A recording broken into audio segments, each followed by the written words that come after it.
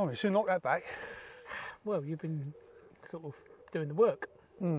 Anyway, what week are we? I must say, it's nice to be back. Well, For a little while. Yeah, you're not. Because I've heard you're going astray again. Yeah, you're not staying. No, I know. In fact, I don't think you'll be staying for the next few weeks, sorry. No, that's fine by me. That's no problem. I'm much happier that side, as you know. You'll be making guest appearances this side. Yes, I will. I'll bring you back every now and again. Oh, thanks very much. That's all right. Anyway, what week are we?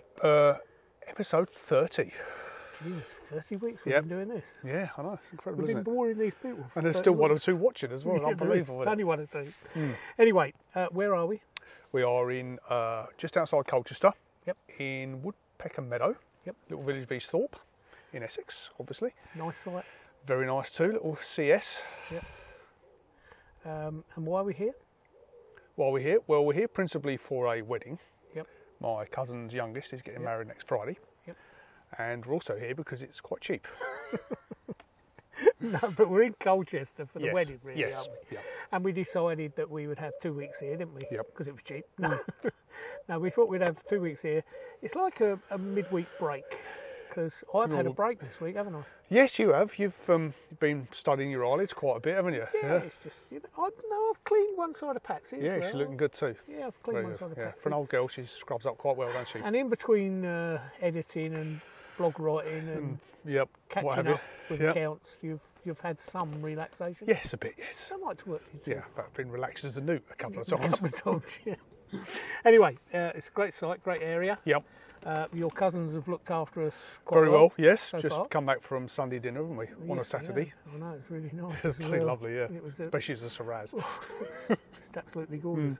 Anyway, I suppose it's that time Yes. where I bring... Not Diary of the Dead. No, right. no. Before I bring on my guest, we'll do the news, shall we? Yeah, okay. What's been happening? What's been happening? Right, a couple of things this week from Legs Down. We have part 4 of the 888 Tour blog. Yep. So that's our time in Wiltshire down at Longleat. The Good lovely old- Gail good and old Mark Gail looking and after Mark us. Yep. And her deputies. We had a nice evening Yep, with them. Lorraine wasn't and it? Neil. Yep. It's good fun. Yep. And it's a nice site, isn't it? Yes, it is. Yeah. Well, I just want to say Nice about, area. I just want to say about the site. You know, too many people Just you. Yeah. No, they go to Longleat. Obviously, they go to Longleat for the wildlife park. And I think they're missing out. Yeah. Forget the wildlife There's so much park. more, isn't there, as we found. There is so much more. The site itself is a lovely, old, tree-lined Yeah, it's a site. mature site, isn't It's it? a Yeah. really mature site.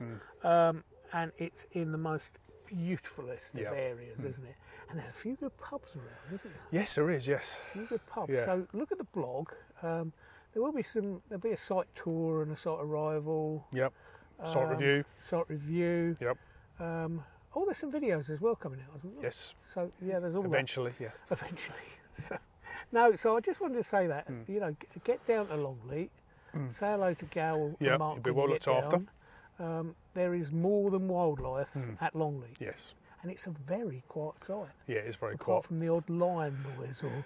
Yes, although the title of the song, "A Lion Sleeps Tonight," was true, the sea lions were a bit restless, weren't they, at times? Yeah, We heard them a few times, we but did. it wasn't intrusive, was it, at all? No, it was nice to hear them. I don't mind that at all, but it's so quiet. Yes. You know, apart from that, weren't it? It really was.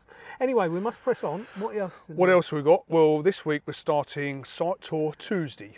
So every Tuesday for the next, or while we're away, certainly, we're going to be releasing site tour videos because we have a few ready Lined to up. go now from sites we've been to. So we're doing that Site tour Tuesday. Thursday will be some sort of out and about video. Yep. And then we'll do the usual natters.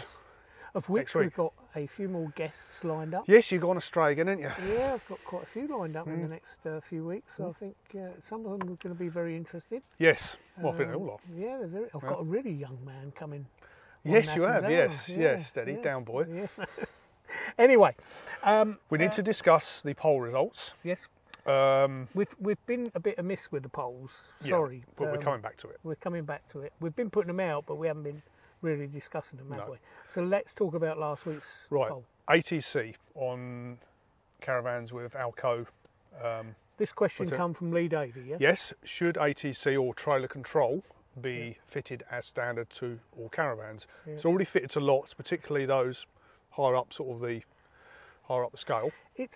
it only if you're buying a caravan without ATC, Yeah. from what we can gather, it only costs roughly between £400 and £500. It depends, yeah. Depends. But it is a factory fit option, so it's not Yeah. something that your dealer can necessarily do. No. But if you're ordering a new van, they will put it on at the factory when the caravan's built. We can safely say Bailey on their Yeah. new Phoenix. Yeah. Not that we're promoting their new Phoenix. No, but it's 425 it's quid, because that's what it said in the brochure. Exactly. Yeah. So, Yeah. so we know that for a fact. Yeah. So I'm saying the other caravan manufacturers, I presume, between £400 and £500 Yeah. is roughly what it would cost. It was overwhelmingly. Yep, over 400, well, nearly 400 votes over Twitter and Facebook. Yeah. And for once they both agreed. Yeah. Over 80% said yes, it should be fitted as standard. Several points though, people brought up. Is it liable to make people drive less safely, or think they don't have to worry about loading the van correctly because it will save them?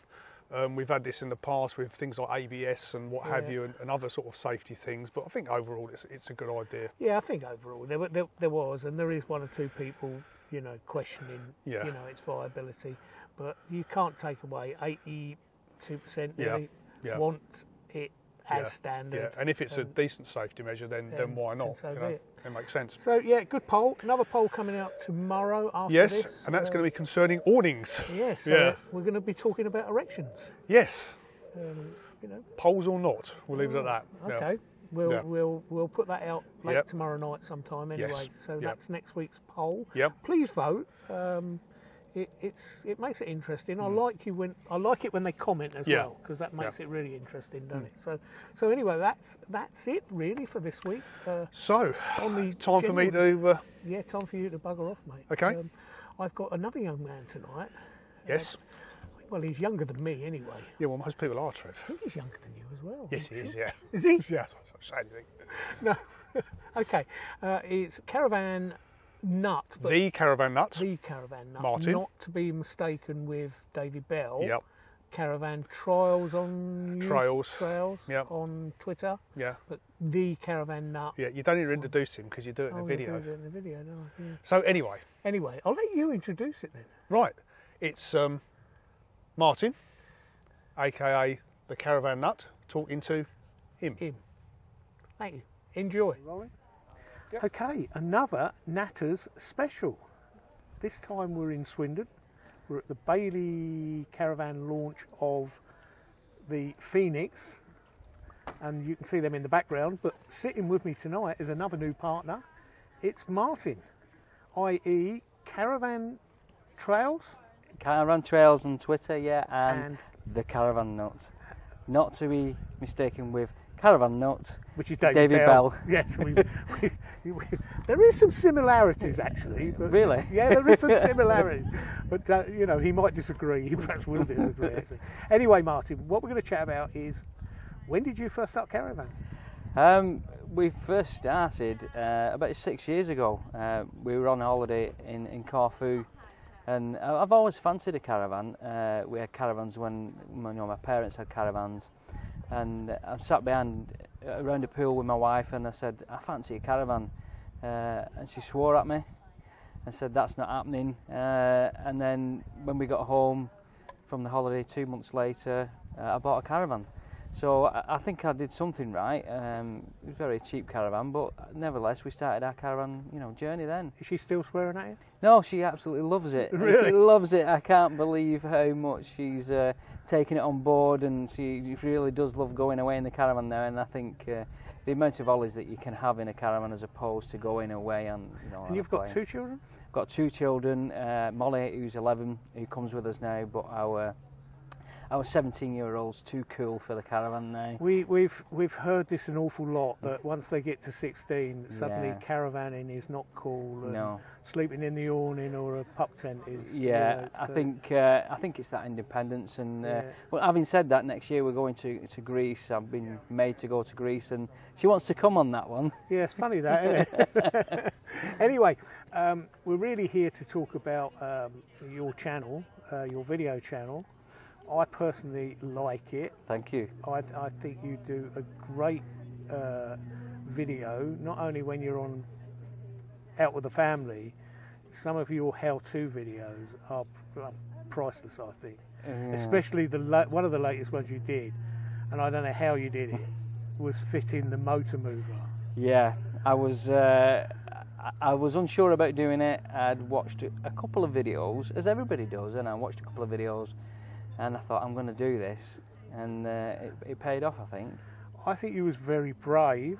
I bet there's an awful lot of people out there, though, that will now perhaps have a go at fitting a motor mover after the way you did it, and how you showed, in a way, I think you showed it was quite easy. Yeah. Although I think trying to make a video of how you did it, I bet it was quite hard, was it? It was difficult in the terms that it actually took 6 hours to do. Yeah. And I think the process was to start with the bits, to explain what the bits were, and then just go through each section by section, and explain it as simple as I could. And it is quite satisfying that a few weeks later, a guy contacted me on YouTube and said, you know, you're giving me the courage to do this, I'm going to do this. He bought exactly the same motor mover that I had bought, and he went out and he fitted it. And then he actually messaged me again and said, I've done it, it's great, thanks for that. And for me, I have no idea what I was going to do with this YouTube channel. For somebody to say that I've inspired them to do something themselves, I think I've made it, you know, that's it. For me, that's all I wanted, you know, to help people. Yeah, for us, we wished you'd have done the 13-pin changeover a long while ago, because Richard was toying with doing ours. We chickened out in the end and we paid someone to do it. I think if we'd have watched your video, I think Richard's behind the camera here, I think you'd have done it yourself, wouldn't you? He's nodding away, you can't see him, but he's nodding away. I think a lot of the jobs, like the 13-pin job and the motor mover, are possibly because I'm tight and I won't pay anybody to do it. I know someone else like that, but that's why it took us so long to change over from the you know, the two bloody socket things and everything else, you know. Yeah. But no, I think we'd have had a go, and I hope other people watch that video, because you made it. It's wrong to say you made it look easy. In a way, you did. It's still a bit fiddly, isn't it? Yeah, yeah. I think with the smaller jobs like that, I do struggle. Even wiring a plug at home, I hate doing it. But that, you know, it probably took an hour and a half to do, but in the video it's like 6 minutes long. But actually having the satisfaction of doing it, and it is a fiddly job, and I've just recently done it again. So I had my 13-pin socket on my new van, fell off, so I've had to do another 13-pin socket. But I think it's, you know, just having a go, and I think anybody out there can do anything on the Caravan. And it's very useful that people like yourselves are making these videos, because it does give the people out there confidence to have a go themselves. Yeah. Me and Richard, we don't do how-to videos. We do how not to. But the toilet cassette repair was brilliant. I'm not sure Richard will agree with you, but yeah, the toilet cassette one, actually, funny enough, is a job that I think everyone will eventually possibly have to do if they keep a caravan long. Yeah. Them rubbers do wear out a bit, you know. So yeah, hopefully it was useful, but we don't do it. Anyway, because we're at the Bailey launch, you've just bought a new Bailey.